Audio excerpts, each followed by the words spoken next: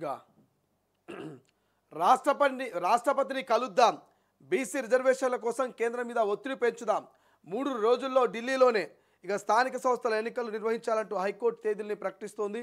కేంద్రం నుంచి పంచాయతీలకు రావాల్సిన నిధులు రావడం లేదు. ఇలాంటి పరిస్థితుల్లో రాష్ట్రపతి ద్వారా బిల్లును ఆమోదింపజేయాలని కేంద్రాన్ని కేబినెట్ ముక్తకంఠంతో కోరుతోంది. సో ఆగస్టు 5న పార్లమెంట్లో వాయిదా తీర్మానాలు, 6న జంతర్ మంతర్ వద్ద ప్రజాప్రతినిధుల ధర్నా, 7వ తేదీన 200 మంది నాయకులతో రాష్ట్రపతి వద్దకు ఇక బీసీ రిజర్వేషన్ బిల్లును వెంటనే ఆమోదించాలని వినతి, కార్యాచరణకు రాష్ట్ర మంత్రివర్గం ఆమోదం. ఇక బీజేపీ బీసీ ఎంపీలు బిల్లు ఆమోదానికి సహకరించండి, అసెంబ్లీలో మద్దతు ఇచ్చి ఢిల్లీలో మోకాలాడుతున్న బీజేపీ ఆమోదించినప్పుడు పరిమితి గురించి తెలియదా, మీడియాతో మంత్రులు పొన్నం వాకిటి కొండా సురేఖ ప్రతి బీసీ బిడ్డ ఢిల్లీకి తల్లి రావాలంటూ పిలుపు.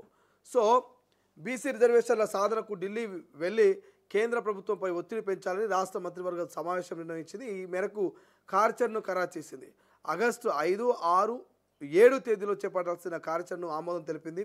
పార్లమెంట్ సమావేశాలు జరుగుతున్న నేపథ్యంలో బీసీ రిజర్వేషన్ల బిల్లు ఆమోదంతో జరుగుతున్న జాప్యానికి నిరసనగా ఆగస్టు 5వ తేదీన పార్టీ ఎంపీల ద్వారా పార్లమెంట్ ఉభయ సభల్లో వాయిదా తీర్మానాలు ఇవ్వాలని కేబినెట్ నిర్ణయించింది. ఇక రాష్ట్ర మంత్రులు, ఎంపీలు, ఎమ్మెల్యేలు, ఎమ్మెల్సీలు, ప్రజాప్రతినిధులందరితో ఆగస్టు 6న చలో ఢిల్లీ కార్యక్రమాన్ని నిర్వహించి జంతర్ మంతర్ వద్ద ధర్నా చేయాలని నిర్ణయం తీసుకున్నట్టుగా తెలుస్తుంది.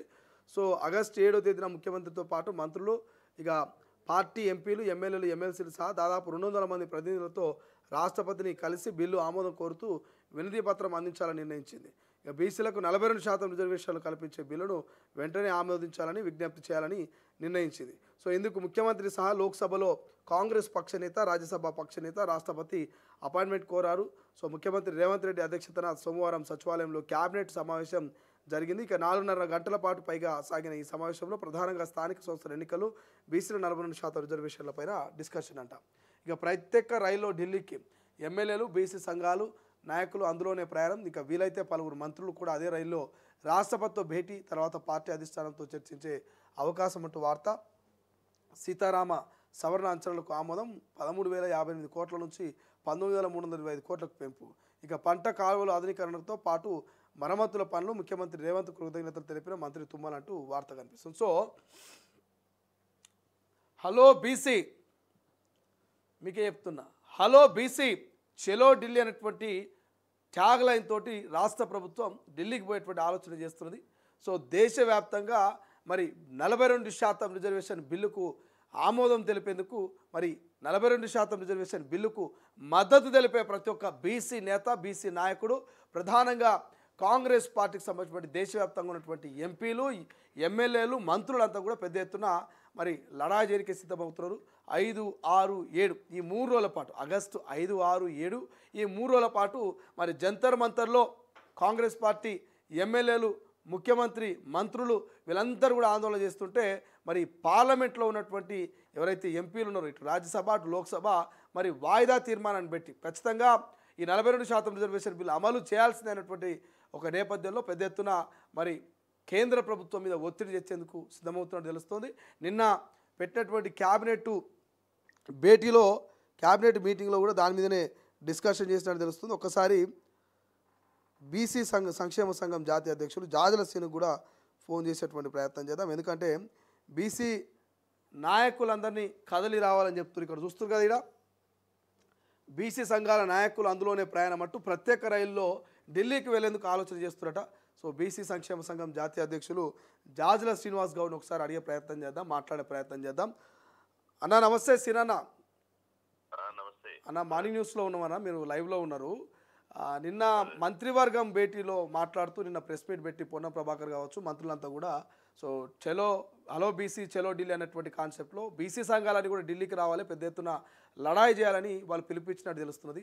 సో బీసీ సంక్షేమ సంఘం అధ్యక్షులుగా మీరు మీ స్టాండ్ ఏంటి? పోతున్నారా? ఢిల్లీకి పోయే అవకాశం ఉందా ఆగస్టు 6, 7? మంచి పరిణామం.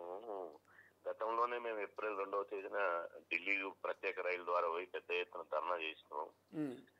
ఇప్పుడు కూడా ప్రభుత్వం ధర్నా చేసినప్పటికీ స్పందించకపోతే మళ్ళీ రాష్ట్ర ప్రభుత్వం క్యాబినెట్ లో తీర్మానం చేసి ఢిల్లీ పెద్దల మీద పెద్ద ఎత్తున పోరాటం చేయడాన్ని మేము స్వాగతిస్తున్నాం. ఓకే, ఇది ఎందుకంటే ఒకవైపు రిజర్వేషన్లు పెంచుకునే అధికారం రాష్ట్ర ప్రభుత్వానికి ఉంటది, రిజర్వేషన్ పెంచుకోవచ్చని బీజేపీ నాయకులు చెప్తున్నారు. సరే, ఆ రిజర్వేషన్ పెంచడానికి జీవో తీయాలని గవర్నర్ గారికి ఆర్డినెన్స్ పంపిస్తే ఇంతవరకు గవర్నర్ గారు ఆ ఆర్డినెన్స్ ఆమోదించారు. అది ఢిల్లీకే పోయింది.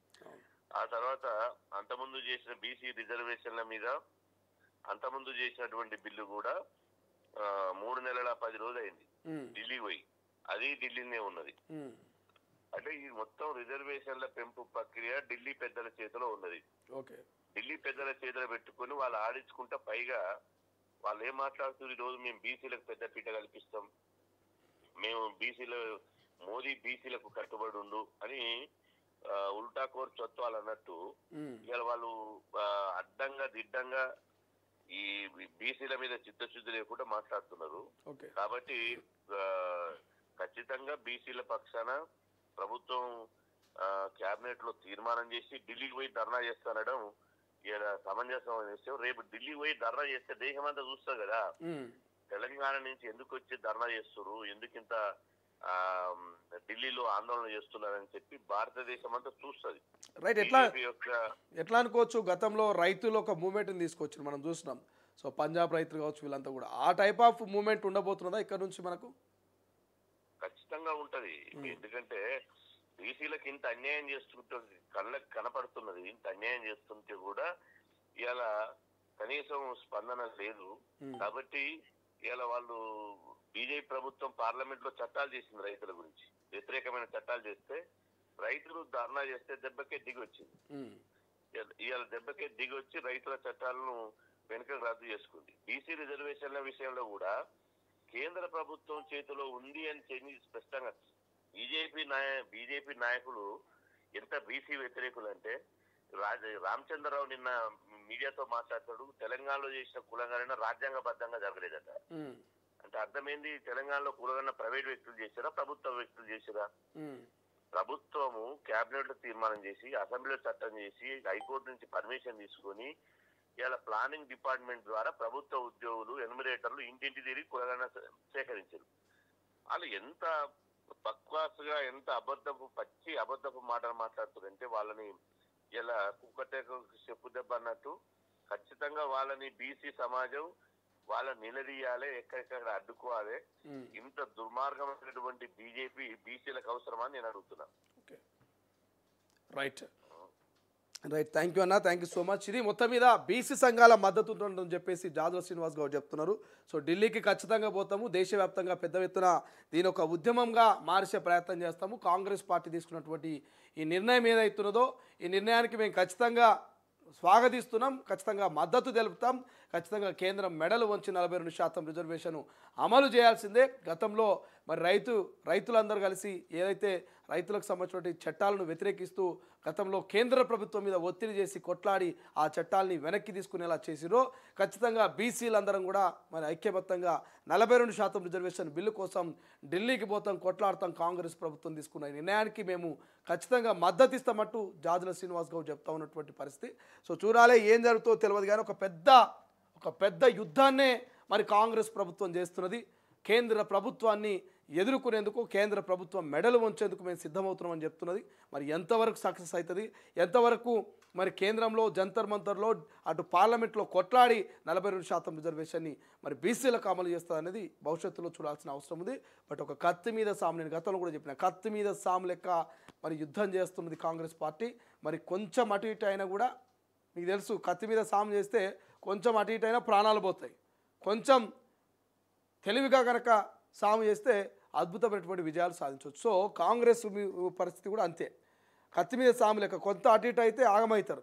బట్ ఆచితూచి అడుగులేస్తే మాత్రం ఒక ప్రపంచం, ఒక హిస్టరీ క్రియేట్ చేస్తుంది కాంగ్రెస్ ప్రభుత్వం. 42% రిజర్వేషన్ల విషయంలో ఒక హిస్టరీ క్రియేట్ చేస్తుంది. హిస్టరీలో మరి తనకంటూ ఒక పేజీని పెట్టుకు